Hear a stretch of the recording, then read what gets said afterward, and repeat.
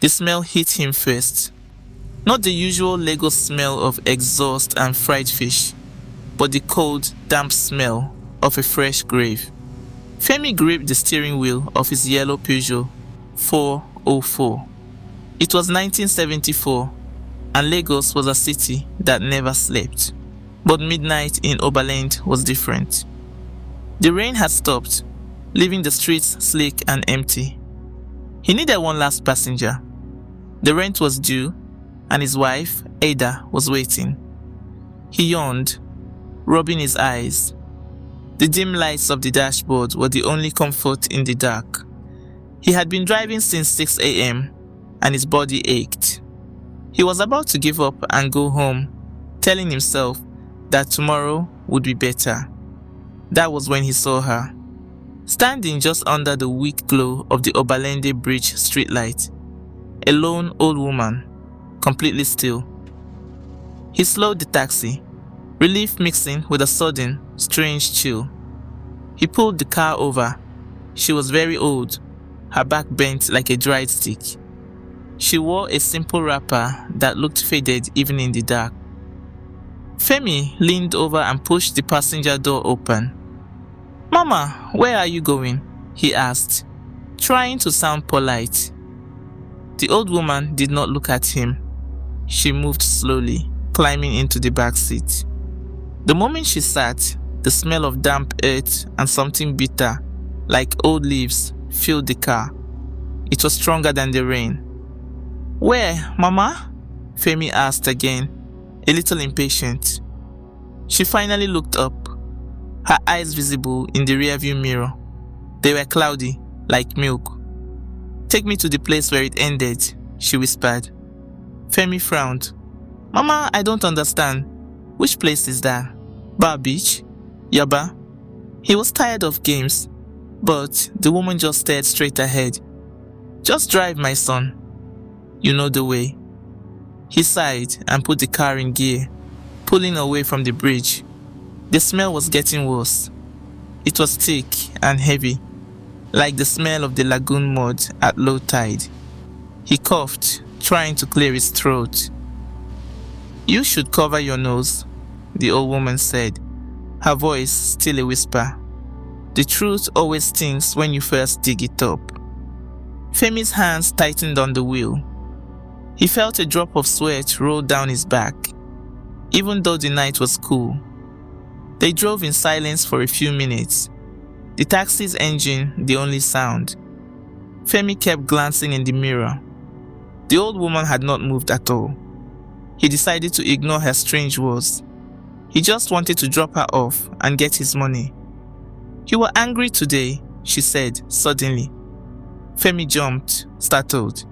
"You were angry at the market woman, the one selling yams." Femi's heart hammered. He had been angry. He argued with a woman at Ido Market. How do you know that?" he stammered. The woman's lips curved into a thin smile. "You cheated her. You took the extra 5 naira when she was not looking." Femi hit the brakes, stalling the car in the middle of the empty road. "Who are you? Did you follow me?" he shouted, turning around to face her. The smell of the grave was so strong he wanted to be sick. The old woman just looked at him. Her milky eyes seemed to see right through his skin. "I did not follow you, Femi. I am always with you. My name, you know my name." It wasn't a question. It was a statement of fear. He quickly restarted the car, his hands shaking. This was a trick. Maybe she was a thief trying to scare him. He just had to get her to her destination. "Your wife, Ada, she is a good woman," the old woman whispered. Femi flinched. "Don't talk about my wife," he warned, his voice tight. "She asked you for money for the cooking gas today. You told her you did not have it," the woman continued, as if he hadn't spoken. "But you have it. It is folded, small, inside your left shoe." Femi felt his foot go numb. It was true.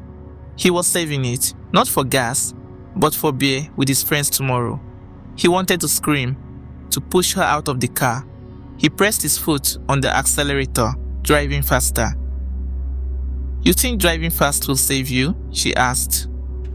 Her voice was louder now, less like a whisper and more like a dry rustle.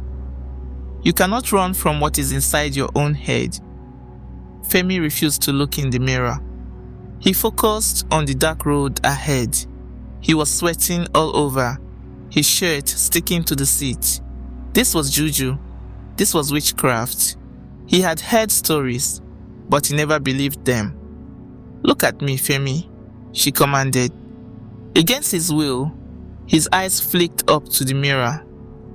Her face was the same, but her milky eyes were glowing faintly in the darkness of the back seat. "You always like to climb," she said. Her voice was now mixed with another sound, the sound of a child crying. "You and your brother, Emeka. But you were always jealous." "Stop," Femi begged. He remembered. He was 9 years old. Emeka was 7. The big mango tree behind their father's house. "Stop it. He climbed higher than you. You were angry. You shook the branch," the old woman hissed. "You told your father he just fell. You never told anyone you pushed him." Femi was sobbing now, the memory sharp and painful. Emeka's arm had broken badly. "Please, Mama, I beg you," Femi cried. "I was a small boy. I didn't know." As he spoke, the car engine sputtered. It coughed once, twice, and then went silent. The headlights died, plunging them into total darkness. Femi frantically turned the key in the ignition. Nothing. The car just clicked. He was stranded on an empty road, far from the lights of the city, with this thing in his back seat. "The car cannot move," the woman said. Her voice was calm. "We cannot move." "Not until we get to the end, Femi. Not until we get to the place where it ended." Femi fumbled with the door handle. It was stuck.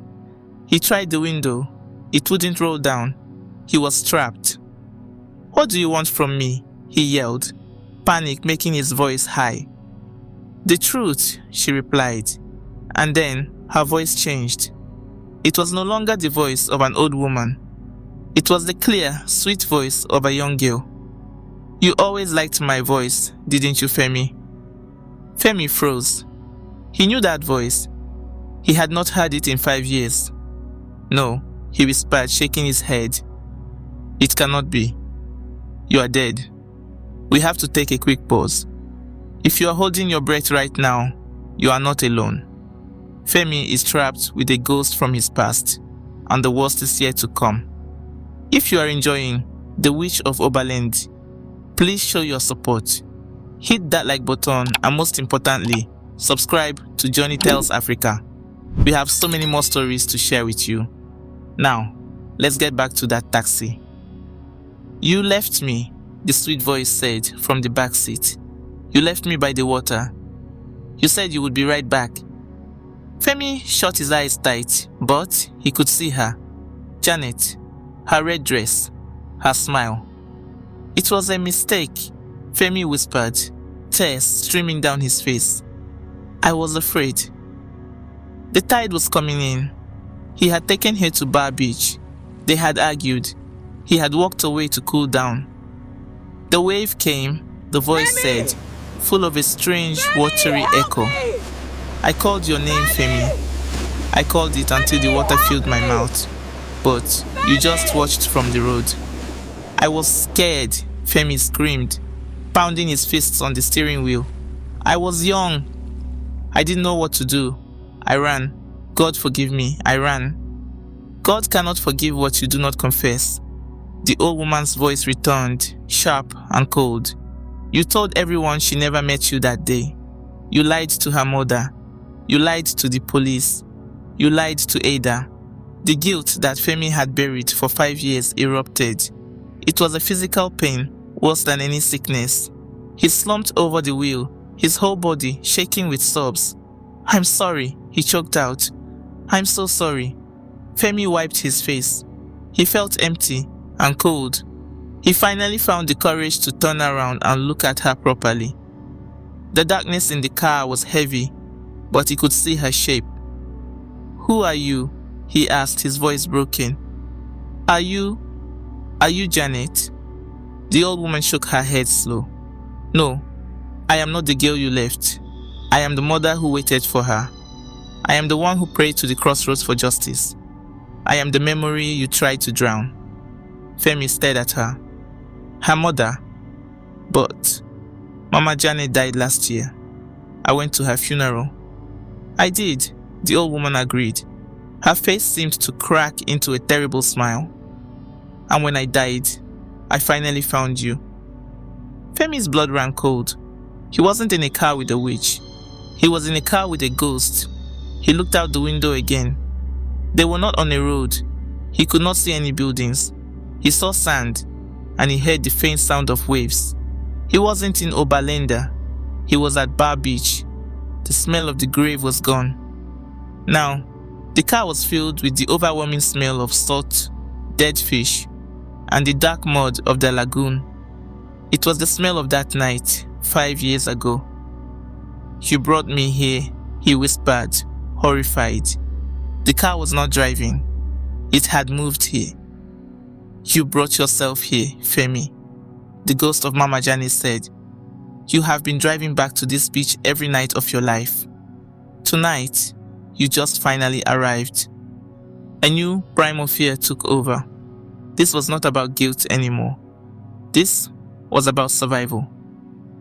"Let me go," he shouted, throwing his body against the driver's side door. It was solid, as if welded shut. He turned and tried to scramble over the seat into the back, to attack her, to do something. But he couldn't move. He was held fast in his seat, as if strong ropes were tied around him. "You cannot run this time, Femi," the voice whispered. It was coming from all around him now, from the seat, the radio, the roof. "This time, you will not leave." The sound of the ocean waves grew louder and louder, until it sounded like they were inside the car. Femi covered his ears, but it didn't help. Then, silence. A cold, dead silence. "Tell me," the old woman's voice said, right in his ear. "Tell me the truth, not the excuse, not the fear, the truth." "I don't know what you mean," he cried. "The truth is I was scared." "No," she hissed. "The truth is you were angry. She told you she was carrying your child. You did not want it. You argued. You walked away, and you hoped the water would solve your problem. Say it." Femi looked at the dashboard, and in the dim light, he saw a pool of water foaming at his feet. Seawater. The car was filling with water. "I didn't want the baby," he screamed, the words tearing from his throat. "I was angry. She trapped me. I walked away, and when I heard her scream, I waited. I waited until she was quiet. I let her die. I let them both die."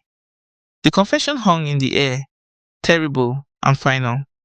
The water at his feet stopped rising. The sound of the waves faded. Femi was breathing hard, the silence of the car pressing in on him. He slowly looked into the rearview mirror. The old woman was still there. Her milky eyes were clear now. They were just the sad, tired eyes of an old mother. She was no longer terrifying. She was just full of pain. "The debt is known," she whispered. Her voice was just her own again. "The truth is paid." She leaned forward. Femi flinched, but she did not touch him. She just let out a long, slow breath. The breath smelled of dust and peace. And then, she began to fade, like smoke in a breeze. In a second, she was gone. The heavy smell of the lagoon vanished, replaced by the normal Lagos air. Femi heard the sound. It was the click of the door lock. He grabbed the handle, pushed the door open, and fell out onto the ground. He was not at Bar Beach. He was parked by the side of the road, right where he had stopped, miles away from the sea. His taxi was cold and silent. Femi lay on the wet ground, shaking. He stayed there as the black sky turned to grey and the first light of dawn broke over Lagos. He was alive. He was free. But he knew, as the first market sellers began to stir, that he would carry the ghost of Obalende with him forever. The heaviest burdens are the ones we carry in silence. Femi drove away that morning a different man, forever haunted by the night his sins paid the fare. Thank you for listening to The Wish of Obalende on JourneyTales Africa. If this story stayed with you, please share it with a friend. Until next time, travel safely and always be careful who you pick up in the dark.